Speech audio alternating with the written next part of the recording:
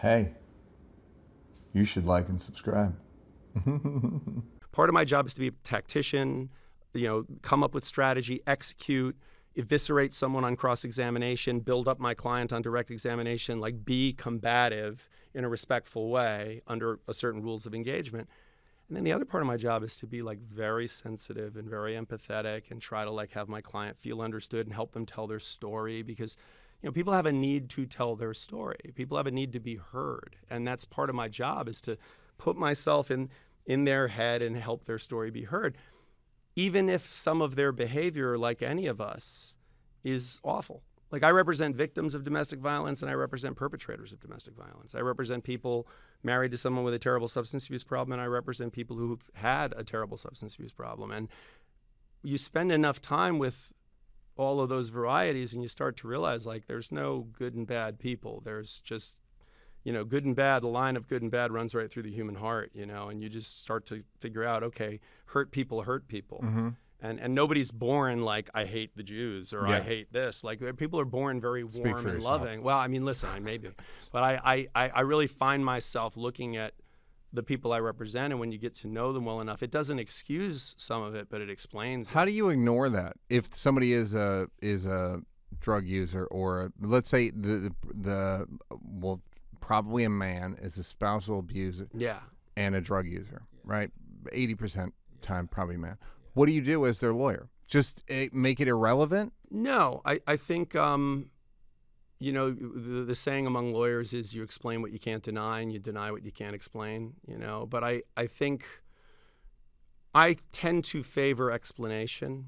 I'm a fan of what at my firm I've forced the lawyers who work for me to refer to as the 8 Mile strategy, which is we just use the end of 8 Mile. I am a fucking bum. Like I am a fucking I do live in a trailer with my mom. Yeah. I am white. I am a fucking bum. Like it's the same. And I always say, now tell these people something they don't know about me. Here, tell these people something they don't know about me.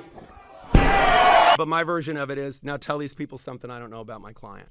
Yeah. Like, because I'm watching opposing counsel cross out entire pages of their cross-examination, what they thought was going to be their Perry Mason moment. And you shot and you killed Roger Quigley, did you not? Yes, I killed him with Mr. Kane's gun. And isn't it a fact, sir? Here's a text message. Isn't it true? I'll show you this text message. Do you recognize that yet? Did you send that to your co-parent? Yeah. Can you read it for the court? I'd rather not. I'd rather you did. Could you read it for the court? Okay. Did you coach them to say I'd rather not? No. Okay. I don't often in this have hypothetical to. scenario. Yeah, I don't often have to. I think I'm going to have you read it. Oh yeah.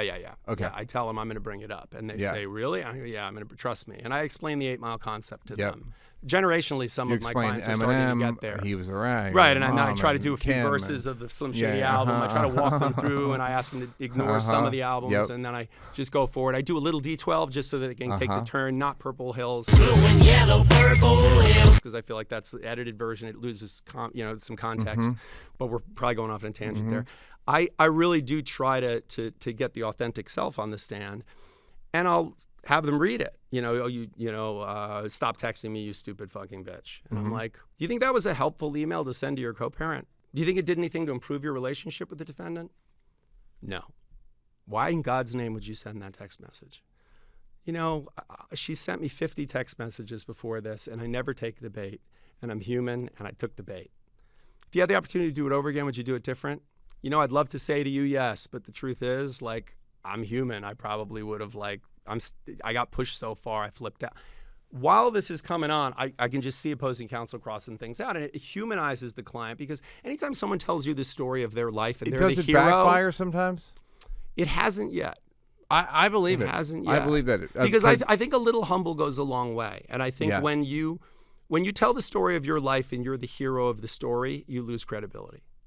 Whereas if you say, here's what I do well. Like if you said to me, tell me about you as a father, If you judge me by my best moment as a parent, you're giving me way too much credit. If you judge me by my worst moment as a parent, you're not giving me enough credit. So I'm kind of the average of these things. And so I really try, like, even in my own life, if somebody said, like, tell me about you as a parent, because I have to have this conversation with clients all the time when they're preparing for a custody case. And I'll say, tell me the things that you're good at. And they'll say, oh, I love my kids. Okay, everybody loves their kids. That's not special. Tell me, what do you do well? Like love is a verb. What's the verb? How do you love your kids? How do you show your love? And then I'll say, okay, and where do you fall short? And that's when they'll say, like, well, I'm impatient and I'm, I sometimes, and that's when you can bring that out on the witness stand, that's not only very persuasive. Yeah. I think it's actually helpful to a person. Like just even the process of preparing for a trial, because it forces you to look at yourself in a way that many people don't do unless they spend a lot of time in By therapy. the way, you mentioned the block special before we started rolling, and 3 mics are that. Yeah. The middle mic and 3 mics is like, hey, yeah, I fucking mooched off Dave and I'm fucking depressed and did it. I'm like, here's what, and even blocks, it's like, I'm not mad, I should, whatever. Something's wrong with me. And it's a good, I can't say it was a strategy really, but I think it's almost a good, and Rogan and Schultz made fun of me about it on Rogan's show one time. Neal Brennan He's needs getting off stuff. that vegan diet. Yeah, maybe that's it. What if it's just chicken is all he needs? Like, what, Just what needs if a ribeye. he's down in Costa Rica licking toads, and he really For real. the hanger steak. Dude, if I had that dude over my house and cooked him some elk steak, I'll change his fucking life. He takes one bite and he's like, I am worthy. Which I'm like, good.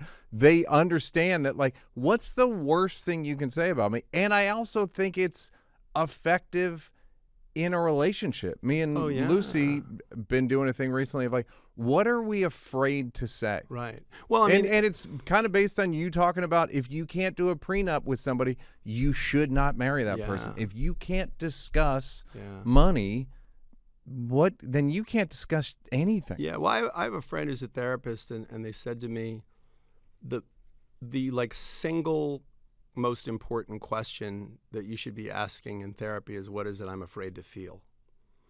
And the best definition I've ever heard of addiction is anything you do to get away from what you would have been feeling if you'd done nothing at all. If you don't tell on yourself in therapy, you're wasting your money. But I think that relationship context, I think, that's what it's meant to be. Like I'm fascinated by the answer. Or what are you not supposed to feel? In a relationship, I think that's both, because I I think the conversation worth having, even for you and Lucy, for example, is like, when do you feel loved by me?